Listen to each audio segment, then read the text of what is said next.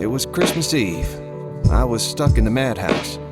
Myself and the other patients like to call it the Madhouse because there was more than enough of all that fluffy talk that never did say anything how it truly was.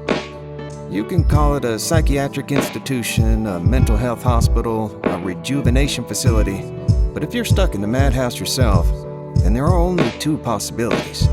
Firstly, you know very well that you are mad and you are therefore stuck in a madhouse. The second possibility is that you don't have a goddamn clue as to who or where you are, and so what you call anything doesn't matter at all. Fortunately, I fell into the first category. I was as mad as a tree full of fish. Luckily, over time, I became aware of that fact. Gradually, it dawned on me that the cows in Farmer Dunn's field were not actually communist spies. And even if they were, it weren't any bit of my business anyway, as I didn't get up to anything that might be worth reporting on.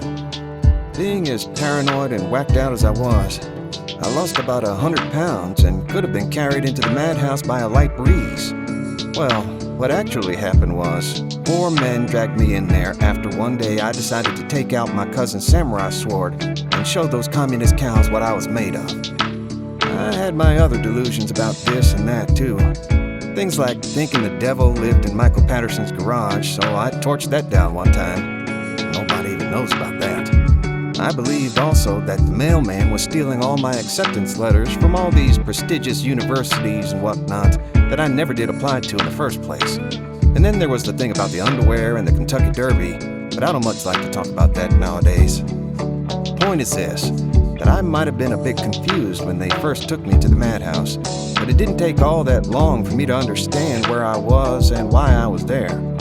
There were some, indeed, that were not so clued up as all that.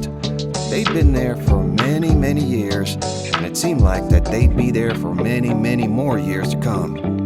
Whilst I didn't envy these folk on a day-to-day basis, seeing old Patrick cruise there that Christmas Eve, staring deeply into space, oblivious to the plastic tree and the dangly tinsel and the old Christmas tunes being played through the tannoy system, and him not having any understanding as to what it all meant, yes, I did feel a little jealous, it's true. I headed outside and stood in the fenced-off courtyard and lit a cigarette and watched the snowflakes slowly fall from the sky like little shreds of paper. The winter had already been one of the coldest we'd ever known, and they reckoned that January was going to cause the kinds of problems that folk would talk about for generations to come. For a brief moment then, I felt a sadness right down deep in my stomach. The sadness was so deep inside me that it was causing me real physical pain. It was a feeling that I wouldn't wish upon anyone, no matter what they'd done, no matter how many of Farmer Dunn's cows they'd decapitated.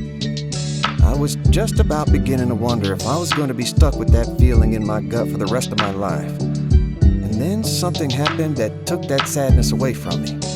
I don't know if I'd go as far as to say that it was a Christmas miracle or anything, but at the time, it certainly seemed like one. I was just puffing on my cigarette and watching the gray smoke drift up towards the gray sky when I noticed out of that sky came a little red robin. The little red robin landed on the ground in front of me. I watched him skip along nimbly, twitching his head left and right, looking up and down with his tiny black eyes. The robin noticed that I was stood just a couple of feet away. His little yellow beak opened, and he sang a short song.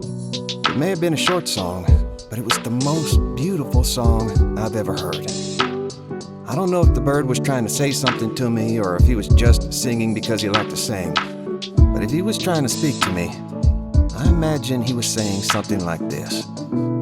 Everybody has a bad moment here and there, but one single event, even if it's a catastrophe, does not define you. You got the rest of your life, and let's be honest, even being as mad as you may be, you won't spend every single day causing catastrophe after catastrophe. Likely, you'll find that your life will be filled with many fantastic moments. Moments like this. So come on now, don't overlook those times. Enjoy them. Take them with you everywhere you go. The little red robin sang another playful ditty, And then he flapped his wings and flew away and went on doing whatever it was that he was doing. I smiled to myself, and I finished my cigarette. I went back indoors, and I whistled along to Crosby's White Christmas. I paced up and down in the corridor, and I wondered what would be the first thing I did once I was let back out of the madhouse.